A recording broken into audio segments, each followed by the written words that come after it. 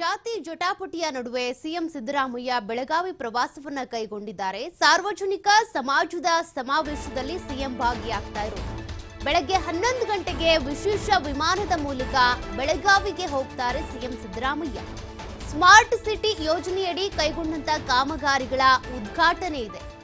ಮತ್ತೆ ಸರ್ಕಾರಿ ಕಾರ್ಯಕ್ರಮಗಳಿದ್ದಾವೆ, ಅವೆಲ್ಲವನ್ನು ಕೂಡ ಅಟೆಂಡ್ ಮಾಡೋದಕ್ಕೆ ಅಂತ ಸಿಎಂ ಸಿದ್ದರಾಮಯ್ಯ ಸ್ಪೆಷಲ್ ಫ್ಲೈಟ್ ಮೂಲಕ ಬೆಳಗಾವಿಗೆ ಆಗಮಿಸ್ತಾ ಇದ್ದಾರೆ.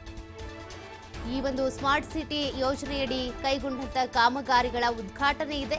ಇನ್ನು ಬೆಳಗಾವಿಯ ಟಿಳಕವಾಡಿಯಲ್ಲಿ ನಡೆಯುವಂತ ಕಾರ್ಯಕ್ರಮ ಇದು. ಅದಾದ ನಂತರ ಕೃಷಿ ಸಲಕರಣೆ ವಿತರಣೆ ಮಾಡ್ತಾರೆ ಸಿಎಂ ಸಿದ್ದರಾಮಯ್ಯ. ಸುವರ್ಣಸೌಧದಲ್ಲಿ ಕೃಷಿ ಸಲಕರಣೆಗಳ ವಿತರಣೆ ಆಗುತ್ತೆ.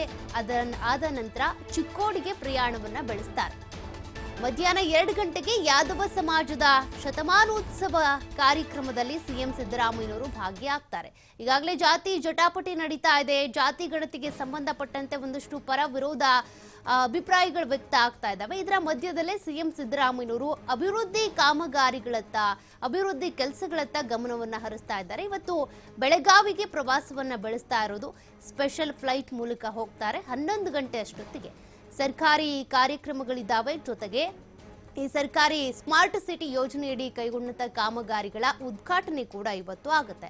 ಬೆಳಗಾವಿಯ ಟಿಳಕವಾಡಿಯಲ್ಲಿ ನಡೆಯುವಂತಹ ಕಾರ್ಯಕ್ರಮ.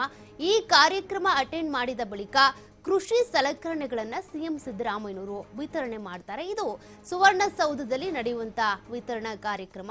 ಇದು ಆದ ನಂತರ ಚಿಕ್ಕೋಡಿಗೆ ಪ್ರಯಾಣವನ್ನ ಬೆಳೆಸ್ತಾರೆ. ಅಲ್ಲಿ ಮಧ್ಯಾಹ್ನ 2 ಗಂಟೆಗೆ ಯಾದವ ಸಮಾಜದ ಶತಮಾನೋತ್ಸವ ಕಾರ್ಯಕ್ರಮ ಇದೆ.